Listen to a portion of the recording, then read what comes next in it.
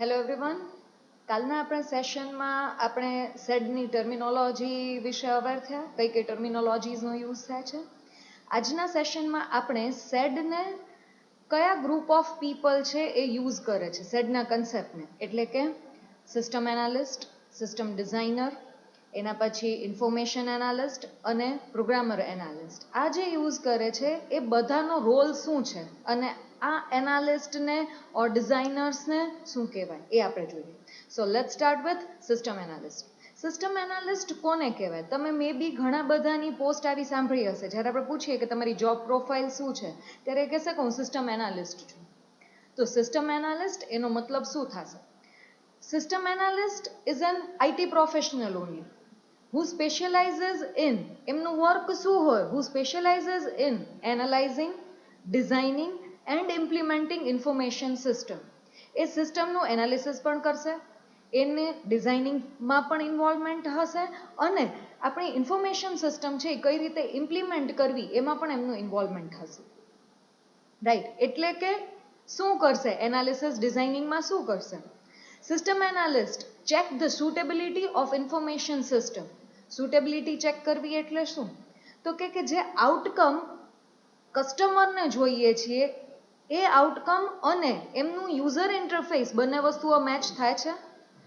Programmer એ રીતે work કરશે એની product ઉપર કે જેથી કસ્ટમરને જે ઇન્ટેન્ડેડ આઉટકમ જોઈએ છીએ એ એને મળી રહે.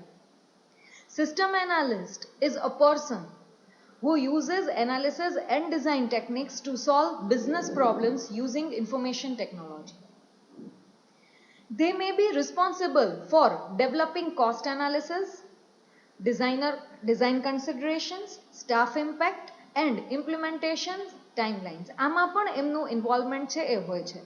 ક્યારેક system analyst often evaluate code also. આપણને એમ થાય કોડ થોડું ઇવેલ્યુએટ કરે, ક્યારેક એમાં પણ ઇન્વોલ્વ હોય.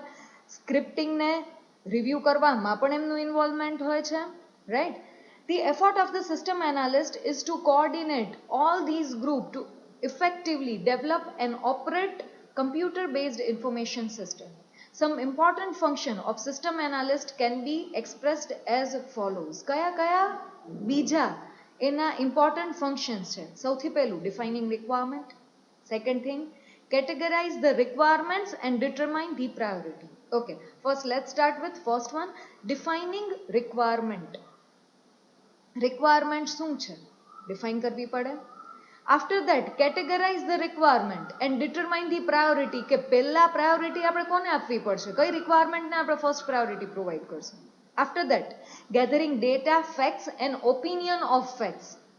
એના regarding data છે એ તમે collect કરો. analysis and evaluation, solving up some specifications. after that, આ બધું જ થઈ જાય, then designing system. designing થઈ જાય, after that you evaluate that thing, that is evaluating system. now what is the role of system analyst? system analyst કોને કહેવાય એ આપણે જોયું. રાઈટ, ઓકે, હવે આપણે એ જોઈએ કે સિસ્ટમ એનાલિસ્ટનો રોલ શું હોય છે. હમણાં આમ તો આપણે થોડી વાત થઈ ગઈ જેના ઉપરથી આઈડિયા આવી જાય કે સિસ્ટમ એનાલિસ્ટનો રોલ શું છે. રાઈટ, હવે આપણે ડેપ્થમાં 1 by 1 જોઈએ એમનો રોલ શું છે. First one, identify, understand and plan for organizational and human impacts of planned systems and ensure that new technical requirements are properly integrated with existing processes and skill sets. Second, plan a system flow from the ground up. system flow ground અપમાંથી કરવી એટલે તો કે સ્ટાર્ટિંગથી કરી અને તમે આખી સિસ્ટમનો ફ્લો કઈ રીતે જાશો એનું પણ ડિસાઇડ કોણ કરશે? તો કે સિસ્ટમ એનાલિસ્ટ કરશે. interact with internal users and customers to learn and document requirements that are then used to produce business requirements documents. okay, હવે સિસ્ટમ એનાલિસ્ટ છે they can communicate with customer જેથી product regarding વધારે idea આવી શકે કે કઈ system, કેવી રીતે સિસ્ટમ ડેવલપ કરવાની છે. એના બેઝિસ ઉપર એનાલિસ્ટ છે એ સિસ્ટમ રિક્વાયરમેન્ટ સ્પેસિફિકેશન, જેને SRS પણ કહી શકાય, એ ડોક્યુમેન્ટ બનાવશે અને એના બેઝિસ ઉપર ડિઝાઇનર છે એ બીજું ડોક્યુમેન્ટ છે એ ડેવલપ કરશે. write technical requirements for a critical phase.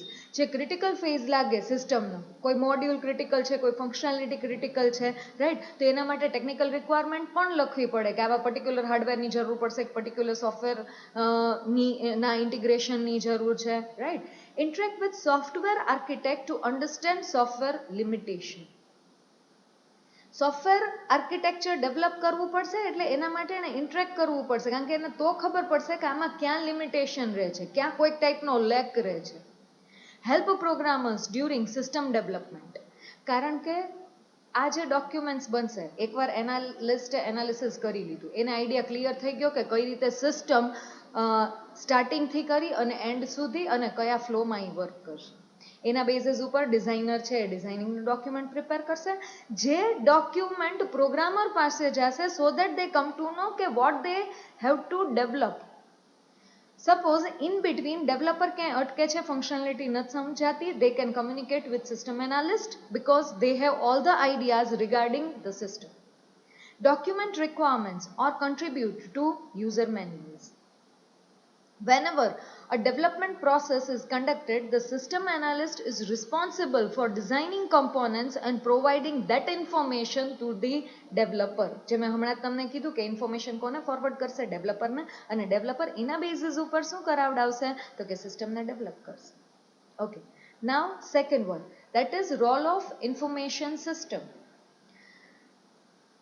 Information system, information analyst or even you can say system analyst, right? પણ જો સ્પેસિફાઈ કરીને સેપરેટલી આપે છે, then we can say information analyst operates on reporting and analysis software.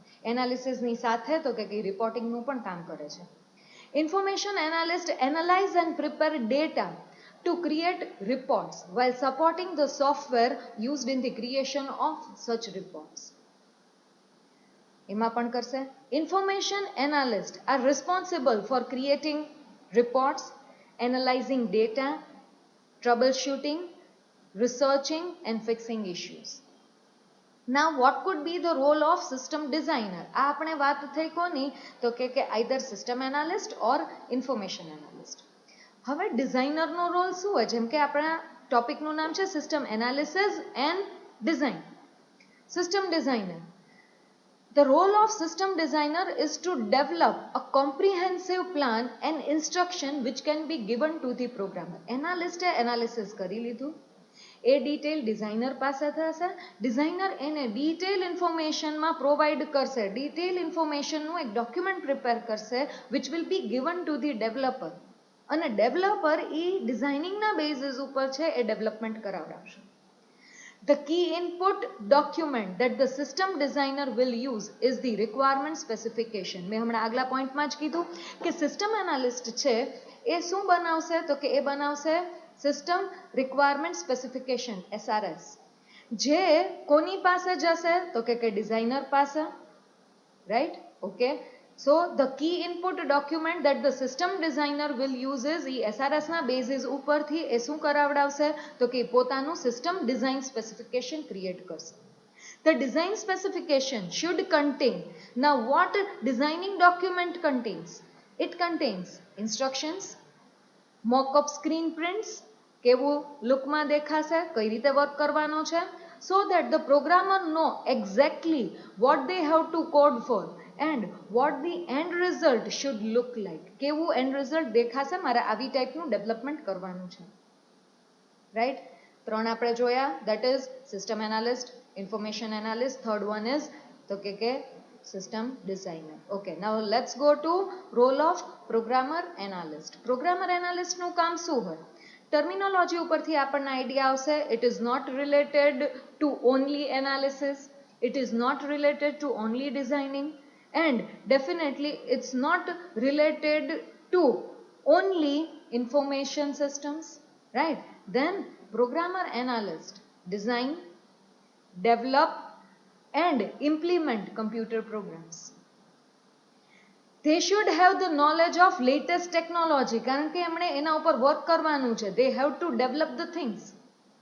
Programmer analyst perform the job of both, mind well, perform the job of both system analyst who analyzes the system and a computer programmer who develops the system. That's why they are known as programmer analyst. They have the capability to do both the things separately, that is programming and analysis. Now system analysts design and develop software and computer system. Computer programmers implement the designs by writing computer program as well as updating and repairing existing programs. Depending on the organization, programmer analyst may work with specific computer system. Say for an example, financial, banking, engineering, likewise. The work often begins by meeting with the superior to determine company's need and then designing a system to meet those needs. See, first you have to meet to customer if you are developing some customer based application. Right, કોઈ કસ્ટમરની requirement છે, એના basis ઉપરથી તમારે જો application develop કરવાની છે તો આપણે કસ્ટમરને મળવું પડશે કે એમની નીડ શું છે, એમની રિક્વાયરમેન્ટ શું છે, what they want to develop. Fine.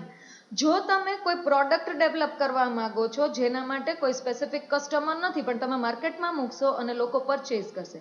સે for an example, accounting software applications ઘણી બધી અવેલેબલ છે માર્કેટમાં જેનાથી તમે અવેર હશો, જેમ કે ટેલી છે, મિરેકલ છે, રાઈટ. તો આ બધી પ્રોડક્ટ્સ કહેવાશે. એકવાર ડેવલપ થઈ ગઈ, multiple users, any number of users can use that product. તો એના માટે આપણને એ એરિયા રિગાર્ડિંગ નોલેજ હોવું જરૂરી છે.